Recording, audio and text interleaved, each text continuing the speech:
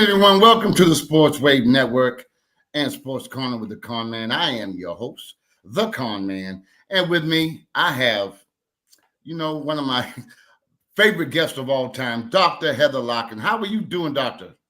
I'm doing well today. Thank you so much. And always a pleasure to spend time with you, Michael. Well, I thank you so very much. Last time you came on, before Brandon Texera came on, we got close to 4,000 views. So let me ask you a question, Doctor. What made you feel compelled to want to come on again and spread your talk about awareness? So I've been doing a lot of thinking, as I always do, right? I think about the way I think, and I'm always thinking of what do I need to shift or change? How do I need to pivot in the work that I do to stay fresh and new so that I can provide the best services to my athletes? So, I started thinking about return from injury, right? A lot of athletes get injured and, it's hard. It's hard. It's hard physically, but it's also hard mentally, right? Mm-hmm. And I'm talking about, surgeries, ACL tears, rotator cuffs, all of those things. But then I started thinking, I'm like, you know what? Overthinking is an injury for athletes. And as I started really thinking about it, I was like, this is the best way to explain the damage that overthinking can do. And so that's what I want to talk about today. Doctor, you said that overthinking is a new injury, and the athletes need to be aware of it. What does that really mean?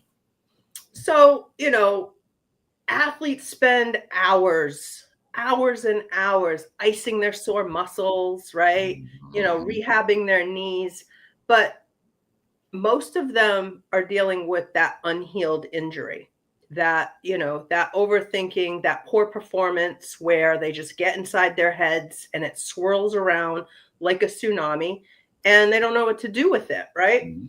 So, Uh-huh. and that is costing them by not addressing the overthinking, is costing them enjoyment in their sport, costing them, you know, clarity and being able to get into the zone, and it's costing them their confidence. So, we talk about what does their mind do when they're overthinking, when they make a mistake, right? And so it's almost like the same as if you strain a muscle. It gets tight, right? And you start to overcompensate in other ways to kind of alleviate the pain so you can push through and keep playing, right? So, Mhm. you know, think of your mind our mind is a huge, the biggest muscle. It does the most for us. Think about when that gets strained, right? You just cannot hit the side of the barn, right? Your shot is off, and you can't figure out why. And so I have a lot of athletes that will come to me like, I'm in a shooting slump. I'm like, no, you're not in a shooting slump. You're in a confidence slump. You're overthinking too much. And so, Mhm. you know, when you overthink something, right? Something becomes a problem and it's all you can think about in your head.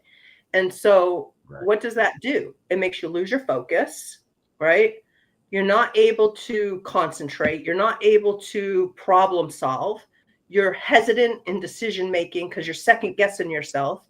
You're doubting whether or not you're any good at all. And so, those types of thoughts are real dangerous for athletes, especially those who want to reach the next level. Um, so, just like pulling a hamstring or something, you have to be able to figure out what it is. And what happens a lot of times, my all in mindset, it's really my formula for mental performance, the all in mindset, right? And so the pillars are awareness, because we can't change what we aren't aware of, what we don't know about, letting go of our Mhm. limitations, locking in, intrinsic confidence, and next play mentality. But when we start overthinking, think about it also as like an illness, right? You get a stomach bug, you get a headache, you get a sinus infection, all of those things, right? Think about overthinking as a performance parasite, right? It's a parasite that just eats away at everything that you know, and it hinders your performance overall. So, I thought of that too. I was like, you know what? Like it's like a virus. And then I was like, it's a performance parasite. I love that word. That's my word now. Now, So, doctor, I got to ask you a question. Being a former athlete myself, I mean, I never mhm, incurred any like ACLs or whatever, but I did suffer some injuries. And you're talking about the mindset performance. Like if you sprain an ankle or you hurt your ankle real bad, you're kind of like anxious to take that step because when you're an athlete, I think the best way you can perform is when you're feeling free. And then, like you said, with the mindset, when you have a sprained ankle or whatever, or coming back from an injury, you're worried about, making that step that you would normally make if you weren't injured. So how yes. would you overcome that? So just like that muscle, we got to rehab your mind, right?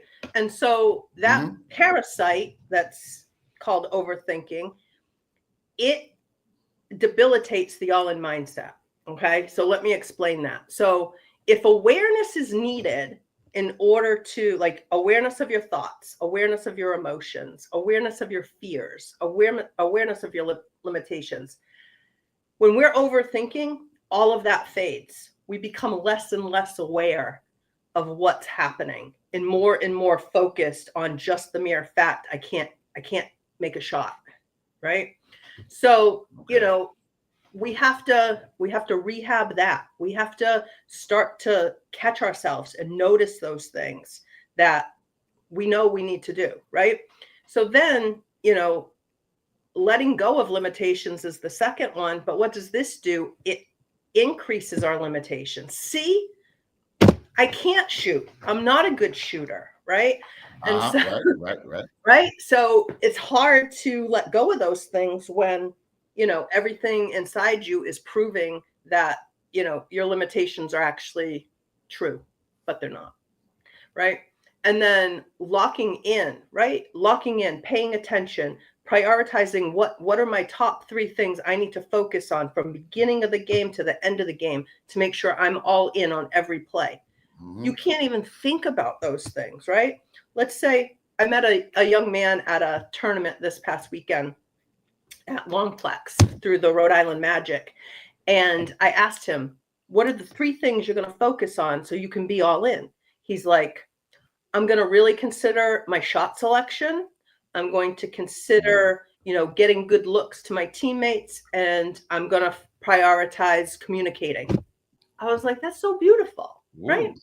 That's beautiful. Mm-hmm. But when we start to get into the overthinking, right? We get on that gerbil wheel and we're trying to figure out, why isn't my shot going in? Why isn't my shot going in? We're not problem solving it. We're not reminding ourselves, make sure you catch it in a tee, you go up, make sure you're following through. That goes out the window, right? So we have to reteach them, no, we need to lock in on what's important. The things you're thinking about right now and overthinking, not important, right? You're just on a spiral that you can't get off. So the big thing that overthinking does is it just corrodes confidence, right? Mm. So you miss a shot, you're like, all right, got the next one. Let's go. Next shot, next play. You miss 4 or 5, right? Then what do you start thinking? Uh-huh. Mm-hmm.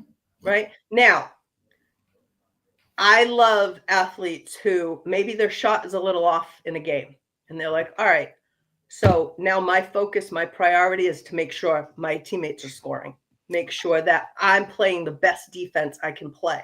Mm-hmm. That's what you hope for. But if they're continuing to overthink, they can't even do that, right? Because they're so worried about my shot, my shot.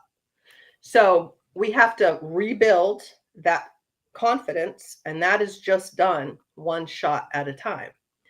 So, um, you know, next play, stalls, like dead stalls. They're not Mm. thinking about the next play. They're stuck in the last missed Yeah. shot, Yes. Yes. Yes. Yes. right? So they're Yes. missing the passes to their teammates. They're hesitant on the open shot. They don't want to miss again, right?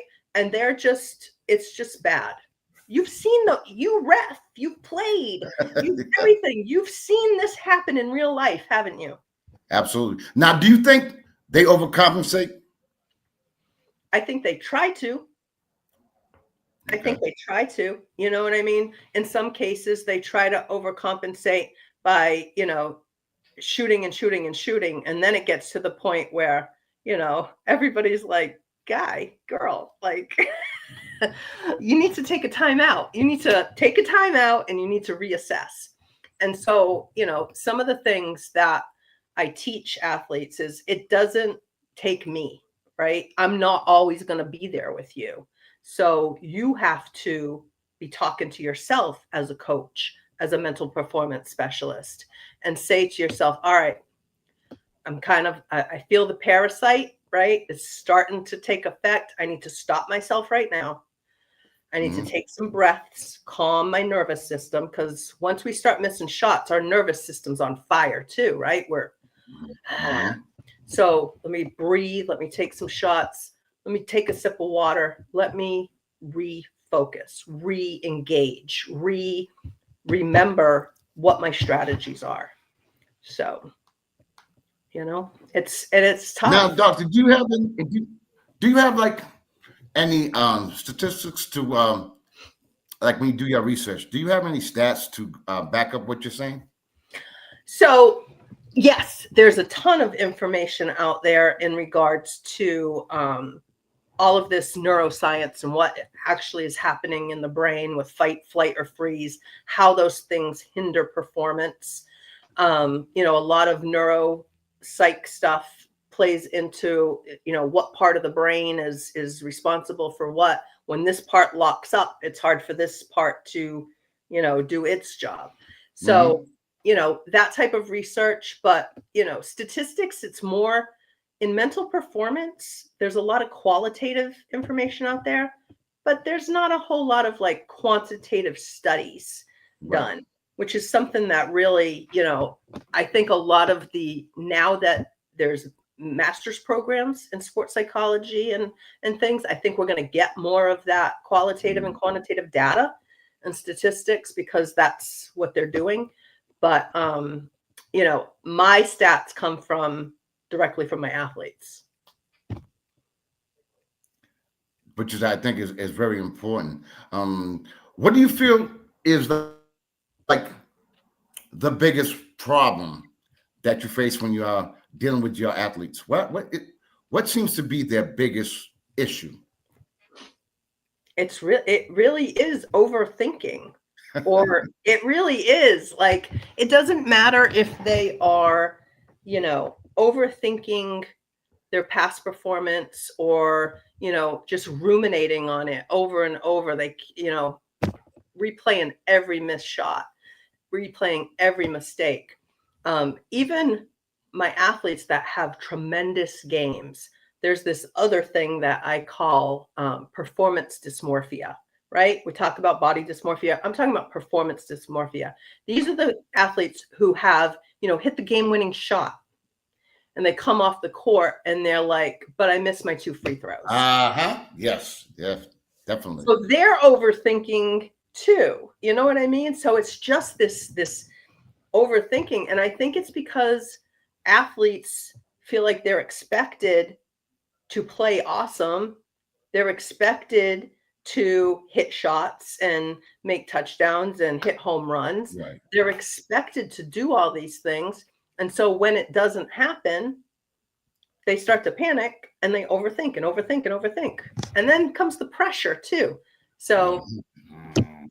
right, all the pressure really just hits home. The overthinking makes it even worse than what it is. So, And doctor, how does it all tie in with the mindset?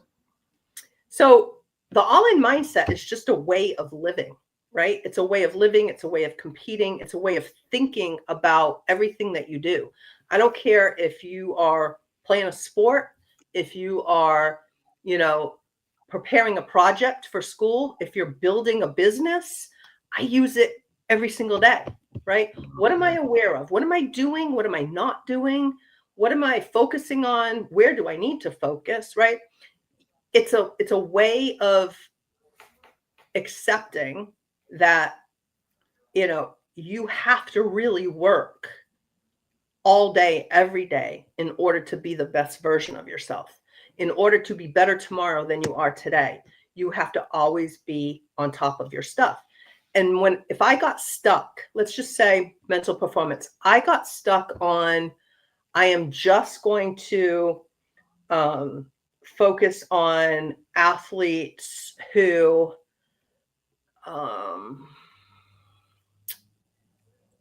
have,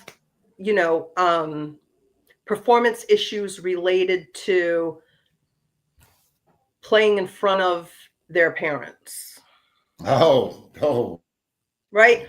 I mean, there's a ton of athletes who do that, right? Younger athletes, older athletes, doesn't matter.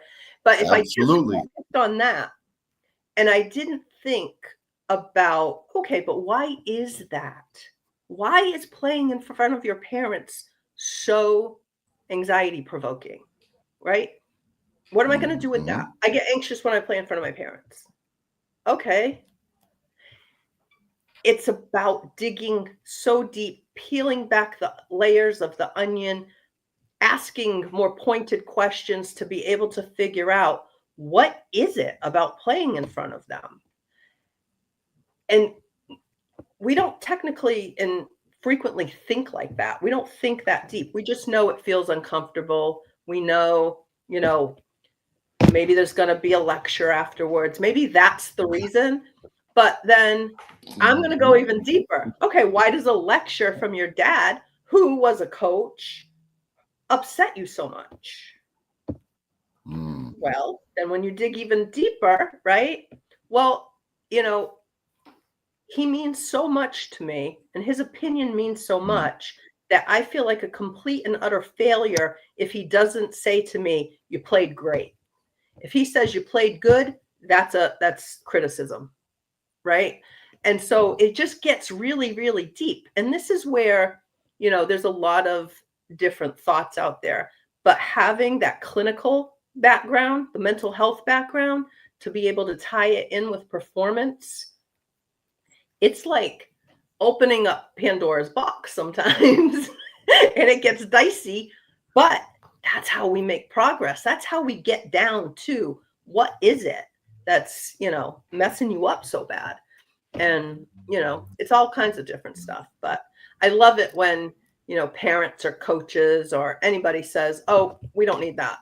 My kid doesn't need that. Or my team doesn't need that. I'm like, the hell they don't. The hell they don't. Every kid needs it. I need it. I need it. And I need to use it every single day. I am aware. I am locked in, right? I am locked in probably too much sometimes. I am let go. Like, I don't need to be perfect. I don't need to be liked. I don't need to be any of those things, as long as I know I'm doing the best job I can do and I'm helping those who want to be helped. And, so perfection is whatever. I used to think I needed to be perfect, right? But you kind of, once you get over that, things free up. And, that intrinsic motivation. I've had clients who I've worked with for, 4 sessions, and then they go off on their own. Back in the day, I would have felt like that I failed them, right? But changing that perspective to be like, you know what? They got what they needed when they needed it.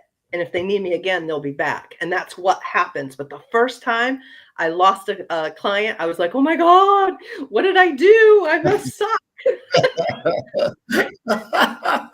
But no, that's not the case. And then I'm always, if something doesn't work, if I get a no, if I get a, we don't need that.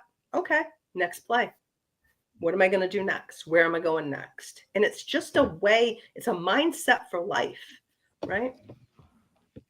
Doctor, I wish I had you when I was playing. I tell you what, man, some of the things you I wish I had me. talking about.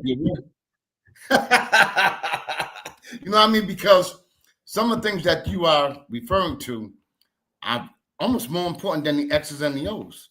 Because once you understand awareness, I think it can lead to, I guess, better knowledge of the X's and O's and why. Because sometimes we're told just do it when we should be learning why. And I Or think how. once we understand the why, Mhm. now there you go. Yep. And the Incredible. how, the why and the how. And it's so hard because I was sitting there and I would get, I would do camps or whatever, and it would be elementary school kids. And for me, the all in mindset is so like it goes deep. Like you have to have some understanding of, yourself in order to really hone in on the and live an all in way of life. So when I'm working with elementary kids, I was like, how the heck am I going to teach them about, fear of failure and letting go of mistakes and things like that? And so that's when I Right. created the hero within. I use superheroes. They become superheroes and they fight their mental villains with their superpowers, right? So I teach them how to breathe Yeah. and how that, really calms down your nervous system, allows you to think. And I teach them how to reframe that thought. My supervillain is self-doubt, and it tells me I'm not a good shooter. Okay, what is your superpower? My superpower is I can tell that my mental villain, you don't know what you're talking about. I am a good shooter. Right? And it's just it's a different way of teaching it, but it works. And it's so important because imagine if, young men and women, fifth, sixth grade, can start to talk to themselves in a more positive way, tell themselves, no, I can do it. I can do hard Mhm. things. There's going to be, there's such an upsurge of anxiety and worry and perseveration and rumination. And imagine if they could work on that starting young. We could reverse that whole anxiety trajectory. And that's why we have you on the show. I just love this. I love this stuff. It is just my passion. It really is. I can definitely see it now. Now, doctor, why do you think so many athletes and even coaches confuse overthinking with discipline? Hmm. Overthinking. So, yeah. So I feel like they're just misinformed. They just don't understand that overthinking is a way of anxiety, trying to solve for the anxiety.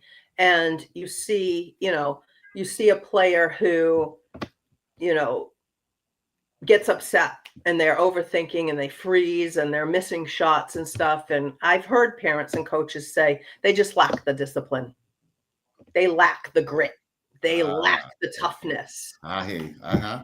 No, no, maybe in some cases, yeah, definitely. But for the majority of kids, no kid wants to go out there and not do well, Right, exactly. right? So when they're not doing well, they're trying to figure out how can I do well?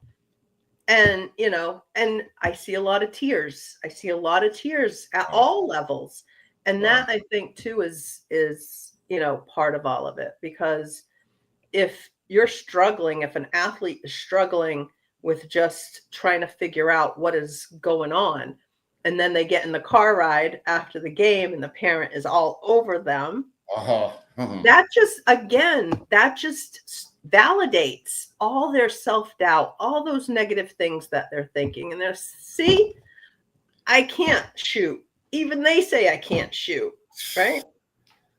My coach took me out after when I missed a shot because he knows I can't shoot either, right? That's But reinforcing the it's negativity. reinforcing the negative. Yeah. So if an athlete has those strategies to be able to not let those things have such power over them, they're going to continue to be happy. They're going to continue enjoying their sport, even when they lose, even when they don't have a good game. And that's what we want. We We want athletes to love what they do because they started out loving what they did when they were little. And then at some point, it just gets to be not as fun. Right. Now, doctor, as you were saying, like when they were little, it was more fun. But as they got older, now you got the pressure of the parents and, the crowds and all that it entails. And that's why it's so important what you're doing, because, you give a different mindset, which I think is so very, very important to athletes and anyone and whatever they do, whatever chosen field that they do, because we're always faced with that pressure and that negativity. And it's good to, get that positive reinforcement when we're always both. In most cases, a lot of cases, we're getting that negative reinforcement when we really need the positive reinforcement. Yeah. What I mean? So, Some of the most damaging things that people don't even know, but I've had multiple athletes talk to me about, and nobody really thinks about it as pressure, but they internalize it as tremendous pressure. Number one,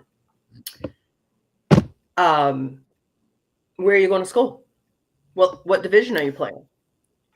Really? So what are they going to give you? You get a scholarship? No scholarship? Oh, well, you're only doing great. Oh, okay. All right. That's pressure. The other one is when, somebody decides to, maybe I want more life balance. I'm not going to go D1, right? Maybe if I go D1, either one, I'm not going to have a life, or two, I'm going to sit on the bench, right? But you can say you played D1, right? right. So, some of the pressure for my athletes who play D3 and D2, really great athletes, is, you could have been D1. Oh. If only you would have blank. You know what I mean? Oh, yeah. So, and I have people say, well, they just need to toughen up, right? They just need to take it. All right. Yeah, maybe some of it they just need to take, right? But we're talking about our mind, and we can't dictate how all the different players are going to take information. If you lined up a whole team and you said the same exact thing to each of them, some of them are going to take it and they're going to get motivated by it. It's going to be like a fire lit under their butts, and they're going to go out there and just go. Others, right, they go into like fight mode. Oh, yeah, that's what you think? I'll show you, right? They go into fight mode. Others are like, I know, you're exactly right. And they shrink and they don't play to their potential. We've seen it, right? We've also seen players who are awesome in practice, shoot lights out, Yes. like lights out. And then they get in the game and it's like, where are you? That is so true. Wow, that's true. Mm-hmm. And it's all because of what's happening in here. It's not their shot. It's not their skills. They have the skills. It's what's happening in here. A slump in any sport is just excessive overthinking.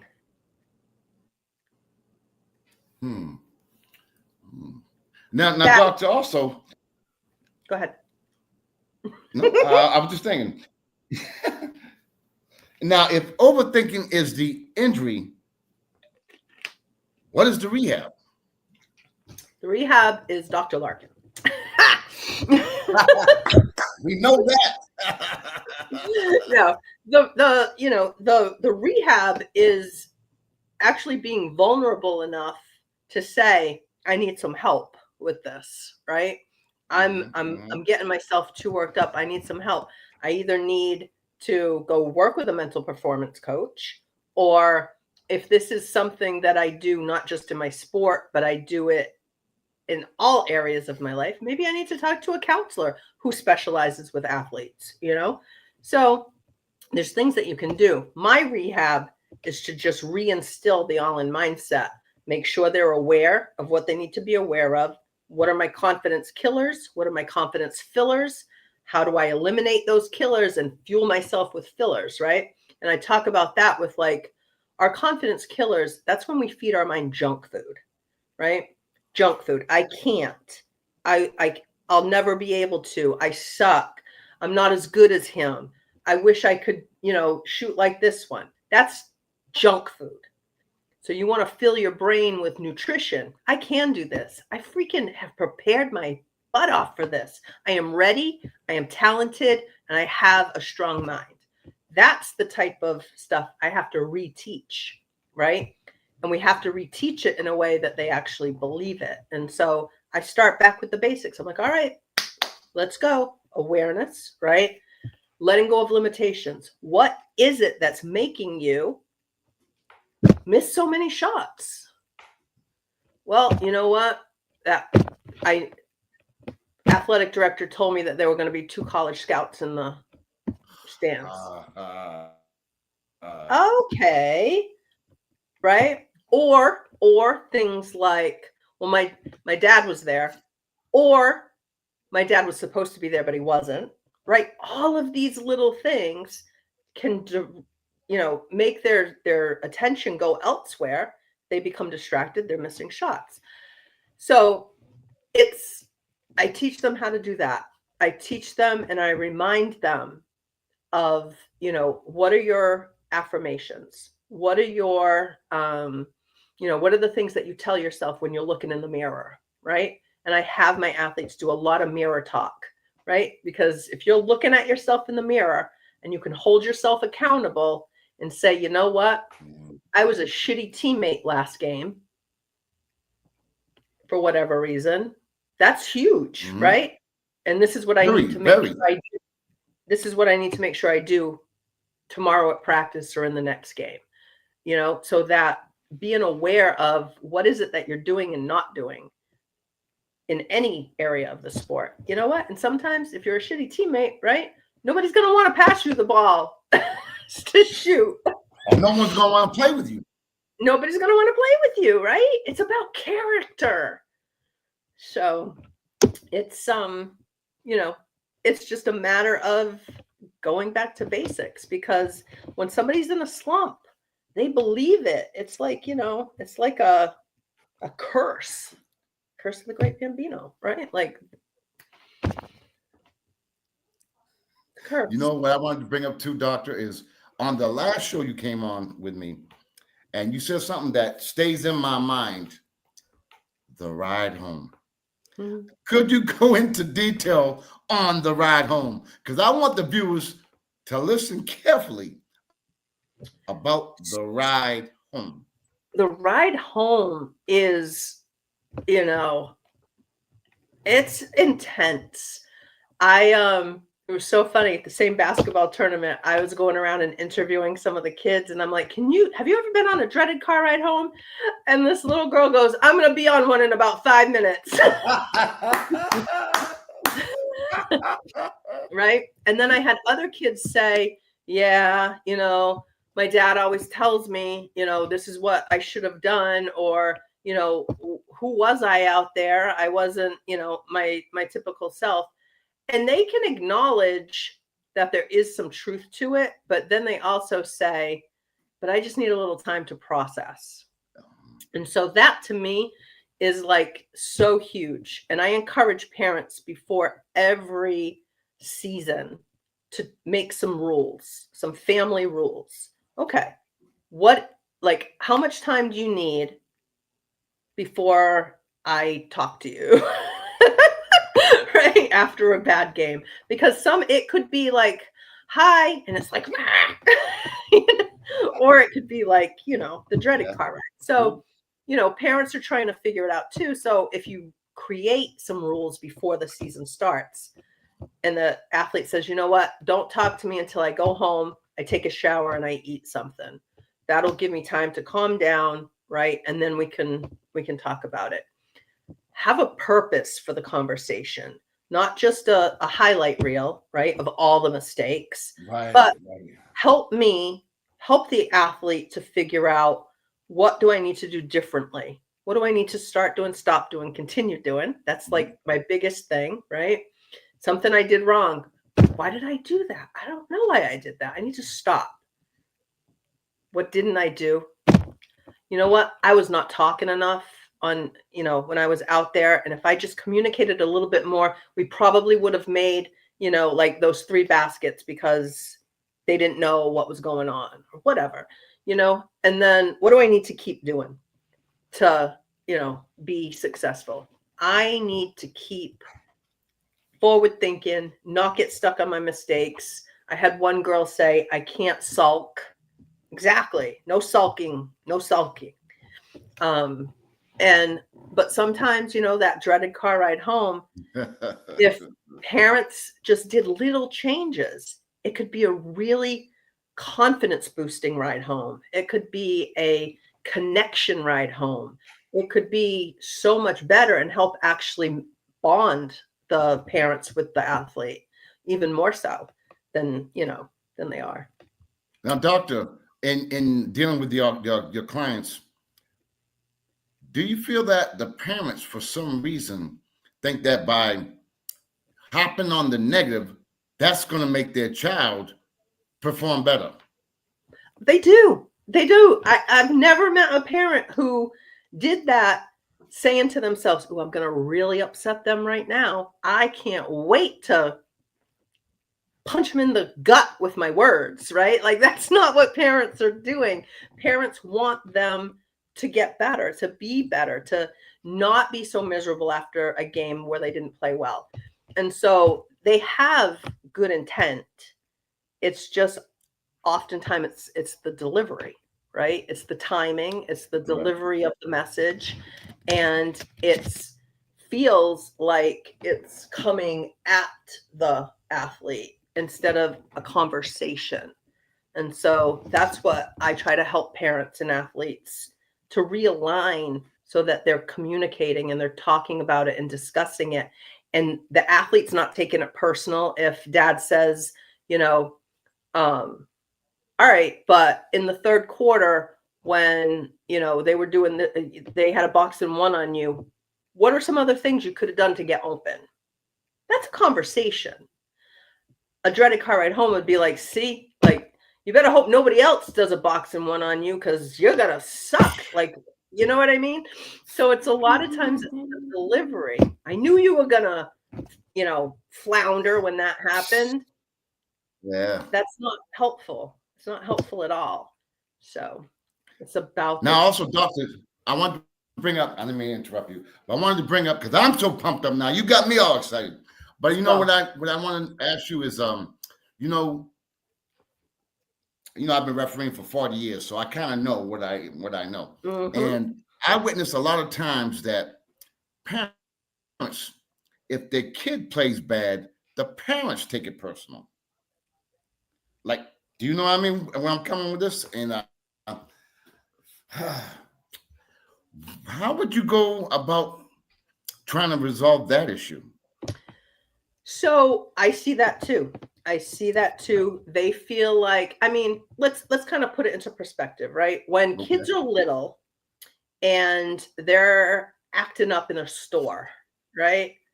The parents like, oh my gosh, everybody's going to think I'm a bad parent, right? True. Like, my kid's on fire. Like, he's got behavior issues, yes. Right? Like, we worry about people's perception of us. And so think about the pressure that's put on the athletes about, are you going to play in college? How many did you score? All of these things. The same thing happens to parents sometimes, right?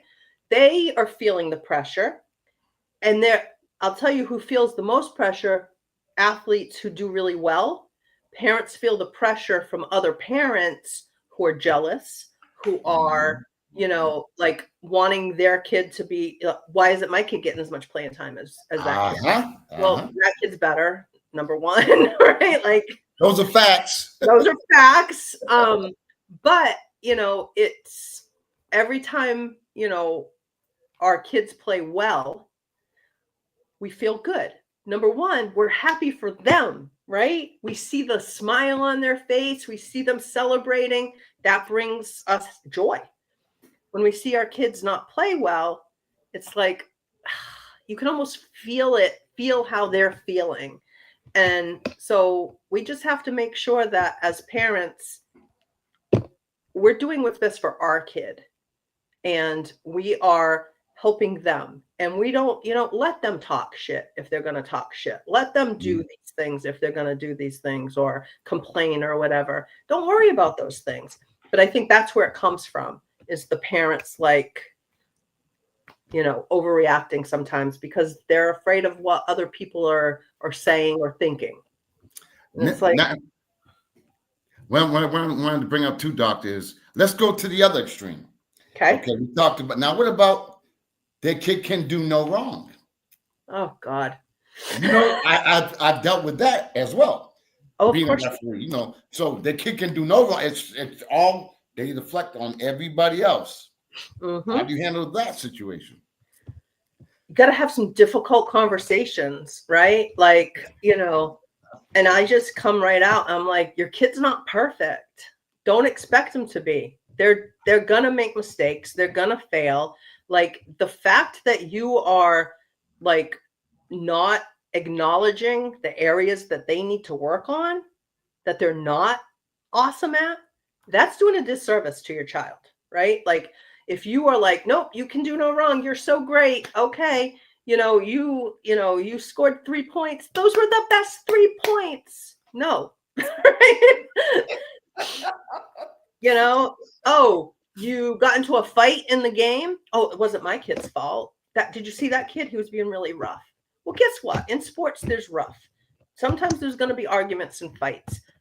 I look at the athletes who maintain their composure. That, to me, speaks volumes, right? And so parents who think that's okay, right? You're just not helping your kids. You need to help them to own it, to be accountable to themselves when they do well and when they mess up. And, and they need to deal with some of the consequences. They need to learn how to fail. I was watching a thing the other day with Manute Bol, and he said, my first coach said to me, you need to learn how to fail and lose before you can know how to win. And when he said, I had no idea what he meant at the time. He said, but once I figured it out, and I was like, yeah, I need to fail, I need to lose so I can learn and I can get better. And that's how athletes, and that's how business owners, and that's how executives, and that's how, professionals, that's how they think and live. It's not failure. I got to learn from it. It sucks. Nobody wants to lose. But if you harp on that, it's going to be, you're doing a disservice to yourself. So if parents aren't trying to help their children own it and accept it and figure it out. And here's another one I want to give you. I'm hitting you all kinds of things today. I'm going to give you one too. All right, okay, cool. The hood hoppers. Okay. Well, I wanted to ask you. Now let's go to another extreme. We talked about if the child is not playing well, that might embarrass the parents. Mm-hmm. What if the parents acting and embarrassing the kids? How do you the child? How do you handle that? Parents, you are embarrassing your kids. Right? I mean, it's such a big difference. I remember when I used to run track, and I was down in North and South Carolina, and I would be like, I ran in a track meet at the University of Georgia. I don't know how old I was. I have no idea. And my mother would say, did you hear me? Did you hear me in the stands? I'm like, dude, there were so many people, but I could, and so that made me feel so good. But then I've been at football games, basketball games, when the parents are not cheering, they're criticizing, they're talking crap about the coach, they're talking crap about Johnny on the other team or Sally on the other team. Yes. What kind of role modeling is that? That's embarrassing, right? Like, no, you need to be composed too. Win, lose, or draw. Be composed, right? Be professional, because everybody gets upset. Everybody gets sad. Everybody gets upset. I don't care how old, how far you've gone in life. People get upset and people get frustrated, but we can't lose it, especially at games because it's supposed to be fun. Doctor, I got to ask you this one again. You know, I guess more recently because we got Facebook and we got the phones and the cameras. How do you or have you experienced where parents fighting the referees? You know, I got to bring up a referee thing. How do you feel about that? Because right now, if you go on Facebook, they're all over the place. Parents going after the referees. Games have to be stopped. Tournaments have to be ended, etc. And there's a shortage of referees in just about every sport, Absolutely. right? I wonder why. Shocking. Shocking. Again, it's not the Super Bowl. It's not the NBA championship. No, it's not. It's kids' sports. It's supposed to be fun. It's supposed to be an opportunity for these young men and women to learn skills and to learn how to work as a team, to learn how to improve areas that they need to improve on. It's about the joy, right? Let them, deal with that stuff later on if something were to, require, if you will, to get to that level. I don't know what would require that other than, something, traumatic happening. And I don't want to curse anything, but for the most part, it's what? They're yelling at the ref because they missed a call. They're yelling at the ref because they didn't see Johnny. Missed a call on their kid, but it happened to their child. That's where you missed their son or daughter got maybe elbow or physical, whatever it was. You know what I mean? Even the travel, sometimes parents go nuts. Refs make mistakes. Absolutely. Some too, Doctor, what I wanted you to insert was the last time we came on, you and I, you spoke about the percentages of players that make the high school teams and college and the pros. Can you give us a little review of that? Absolutely. I want parents to realize this. All right, absolutely. So, and it came up at the tournament. There were 7 courts. There had to be 1,000 kids and parents there. It was sensory overload, right? And that's how these tournaments are now. I know. But I just stood there and I just watched. And I saw on one court elementary kids, right? Who, the ball goes off their foot and they go run after it and they get it and they get back and they're playing, right? And then I watched the older kids, ball goes off their foot, they're like, right? And the parent and the coach is like, what are you doing? Right? Dude, they made a mistake. We suck the life and joy out of sports by doing stuff like that.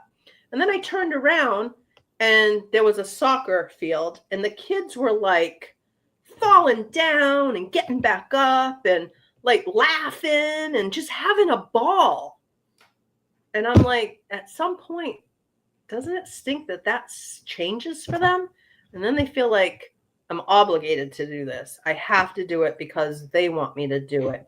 I can't make a mistake. I have to, I have to be captain or whatever. We put so much on ourselves and on those around us. So. But you were talking about the percentages again? Oh, yeah. So, me, I'm always so out of all those kids, right? Out of all those kids and out of all the young athletes playing a youth sport, only 7% of them will play at the high school level. Right? I'm sorry, 30%. 70% quit before they even get to high school. So of those, only 7% go on to play college, right? So out of all the little kids, 70% of them say, not for me, see you later, it's not fun anymore. 30% will go on to play high school.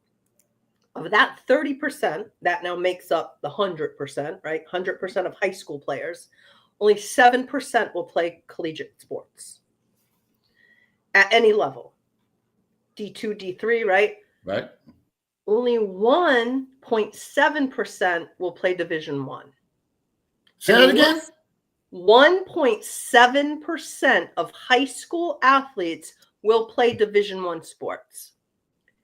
Of that 1.7 that are playing D1, less than 1% of them will play in the pros.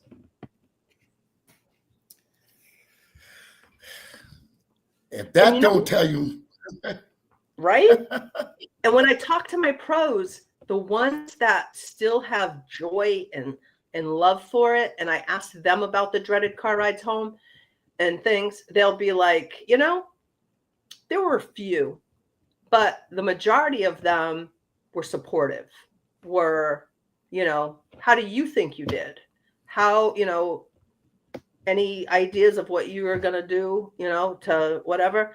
It was just more supportive, less coaching or less dictating things. And that's my qualitative data, right? So, but yeah.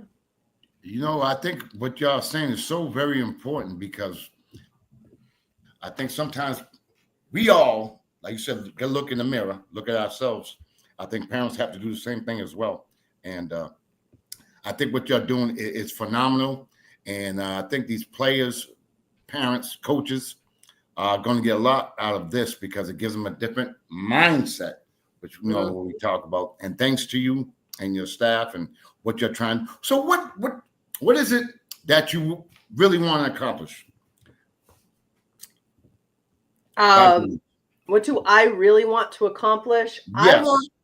I want mental performance to be commonplace on every team, in every gym, in every, boys and girls club, that people are talking about it and are using strategies and are helping these young athletes not to lose their joy, because they understand what needs to happen.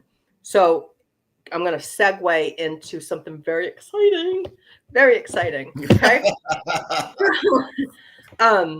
So Farmhouse Sports Academy, Junior Medina is the owner. He is having his grand opening in his new facility on November 8th. Mm-hmm. And he is tying in everything. He has, basketball, he has baseball, he has golf, he has an elite soccer goalie coach coming to work with soccer players. He has me doing mental performance. He's going to have physical therapy, nutrition, everything under one roof. And that to me is like amazing. So I'm going to have my office there. So I'll be able to do one-on-ones. I'll be able to do groups, teach lessons, all kinds of stuff there. And that is phenomenal. Wow. And I'm also in the process of creating my membership. So a monthly membership where for a certain amount each month, they will have access to videos from me teaching certain strategies, to articles and information, and, pep talks before a game. They can log on and be like, I need a pep talk. I need to do this. And just all kinds of different things, from courses to ebooks to merchandise to everything, because not everybody can afford one-on-one mental performance coaching. That's true. This is another way to get it out to everyone, because it'll be there anytime you want it. And doctor, it's not just for the youth. I mean, this could go high school, collegiate, pros, whatever, and coaches and parents. So there's little sections for, here's the coach's corner. What's new for coaches in regards to mental performance?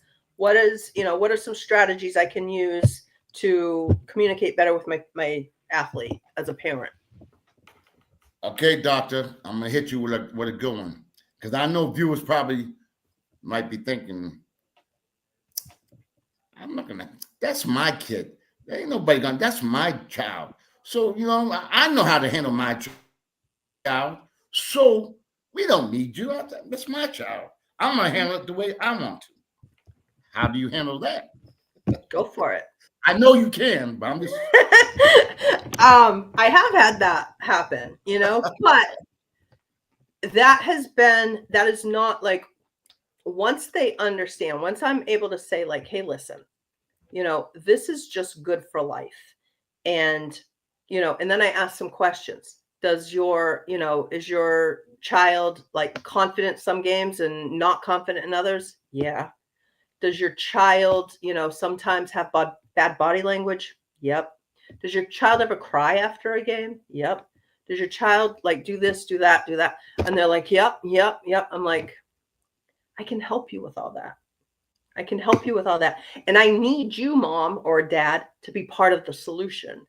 And so I don't try to be their parent. I don't try to be anything. I try to engage everyone, because when the coach is talking the same and the parents are reinforcing and the kid is understanding, that's when magic happens. And that's how championships are won, damn it. I love it. Now, Doctor, before we go, couple things. Talk about your books, number one. Number two, talk about where Farmhouse Academy is located. Mm-hmm. And people who are watching this who might be in San Francisco or wherever, because the show, thanks to you, is seen all over. How can they reach you and get in touch with you? Because I know for a fact, if I had a son or daughter, I'd be sending them to you right away. Right? Like, who wouldn't? So Farmhouse Sports Academy grand opening November 8th. I believe the ribbon cutting is at like 11, but it's going to go all day.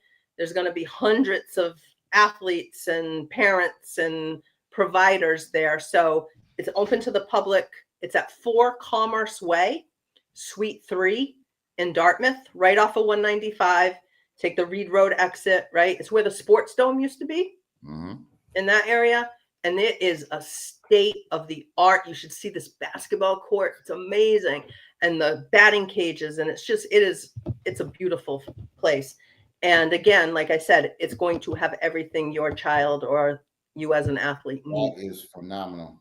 And then I always do virtual. Like I can do virtual work with anyone. And I love to do trainings and workshops with teams and groups. So you can, if you want to work with me, call me directly. My cell phone number is 774-644-8818, or email me at what is my email?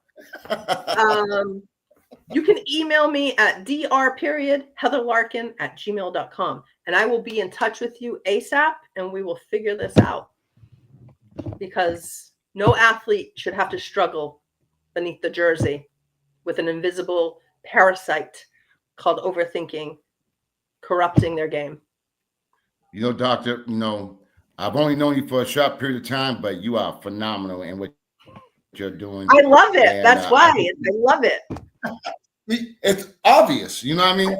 And I know that, parents who are watching this, coaches, players, are going to definitely be attracted to going to get help if they need it, or get information, or, get the knowledge. And it's such a great thing that you are doing. And like you said, I wish, well, I know you do, that it could be all over, because I think everyone can use this. What you're doing is so important.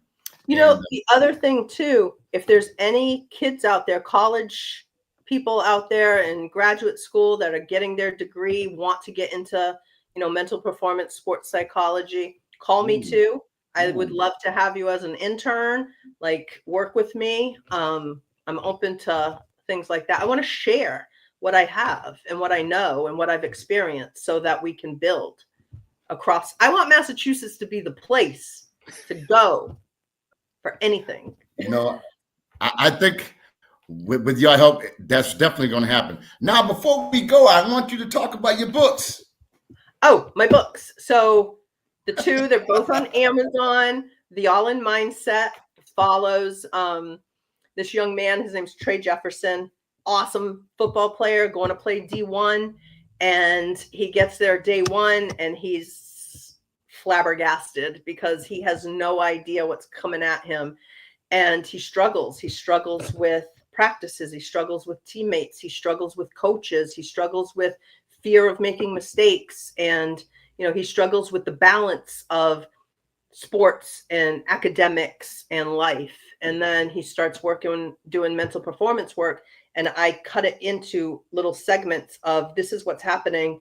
This is what's happening for him. Here's the strategy, and here's why it works. And so it's like step by step, but I wrote it for kids like high school level going into college, because when I was working in the schools, there were never any really good books for athletes. You know what I mean? So that's what I pretty much wrote it for, like to prepare them. And then the Car Ride Chronicles for my parents, how to avoid those dreaded car rides home, really goes into the brain science and what's happening in your child's mind when they are staring out the window, or they're muttering under their breath, or they're flipping you fingers from the back seat, whatever. Right? I've seen it all. Probably did it too. I don't know. I probably did that. So yeah. So that they're both on Amazon, and the Car Ride Chronicles also has like a workbook with it. So the parents can actually like figure out like, okay, what are the things their awareness, they have to build their awareness too of the things that they're saying, the tone that they're using, and how maybe that might be perceived by their child. So I'm really trying to rework their brains too. So that's what I do. That is absolutely fantastic. And folks, as parents, we try to train our kids as far as becoming physically developed. But, even if a child has all the athletic skills, and they can't really go anywhere without the mindset. You know what I mean? To have a mindset to overcome any issues. And I think that's so very important, because some of us are gifted, have the gift and the physical tools. But if we don't have the mental tools to go along with it, there could be problems ahead, And these college coaches, they already know if you have the skills to play. They want to know exactly what your character is, how you reset after a mistake, how you deal with adversity and failure. That's what they want to know. And the first question some of these recruiters are asking, have you ever worked with a mental performance coach? So it's getting there. Well, doctor, next time you come on, we're going to have to go 2 hours. We got to go. I agree. 2 hours, no doubt. We could do like this went too retreat. fast. We can do a retreat. We might have to. This went too damn fast. But again, for the viewers who are tuning in, let them know how to get in touch with you one more time. And next time, we got to do 2 hours. All right. Call me directly, 774-644-8818. If I don't answer, I'm probably in session. So leave me a great message and I'll call you back. Or you can email me at Heather Larkin, Larkin @gmail.com. You can check out my website, theallinpro.com, which will be shifting into my new super improved website app that they'll be able to get tips and strategies and, become a member if they want more. So, yeah. And doctor, I did receive an invite to go to the Farmhouse Academy for their grand opening, so I may see you there. Oh, but anyway, I'll be there. Let's go. I know you will. So, thank you so much, Michael. I love this. I love talking to you. I love talking to you, doctor. Thank you so very much, Rick. I know y'all very busy, and to take time out of your schedule to come on my show, I appreciate it so much. And next time we got to do 2 hours at least. You know how I mean? Right. So thank you again for coming on my show. Thank you so very much. I'll be talking to you very soon. Bye, everybody. Take care. God bless. Bye. Folks, that was Dr. Heather Larkin. I told you, she came on my show maybe about a month ago, and we had like 4,000 views. And, I felt, and she felt as well, that was so very important to talk about the awareness and how important the mindset is. Because again, folks, we train our bodies so much. We go to the gym, we work out, but do we work out our mindset? And it's such a crucial thing. And I wish when I played that I had something like that, because I took a lot of the frustration and the pressure, and sometimes I didn't handle it the right way. And maybe if I had someone like a Dr. Heather Larkin, helping me out with the mindset, I think, I mean, I did all right anyway, but I think that would have definitely helped out a lot as far as, after my playing career was over and things of that nature. So I want to thank her for coming on my show. She's very busy. You can see she's very busy, and for her to take the time out to come on Sports Corner with the Conn Man, I think is a great thing. Folks, I try to have guests that make an impact, and damn, Dr. Heather Larkin, man, I am so we could go for 3 hours. You know what I mean? So again, folks, I want to thank you guys for tuning in to the Sports Wave Network and Sports Corner with the Conn Man. I've enjoyed talking to Dr. Heather Larkin. She's the best. So, folks, please, if you want some information, get in touch with her. Whether if you're a child, show this to your parents. If your parents, show this to your children, coaches. Hope y'all took her advice, and I think it's going to be a positive thing for all concerned. So again, folks, I want to thank you guys for tuning in to the Sports Wave Network and Sports Corner with the Conn Man. Thank you so very much for supporting our show and the network. We got some great things coming on, and I just want to thank you so very, very much. Y'all have a safe and enjoyable weekend. Take care, and God bless.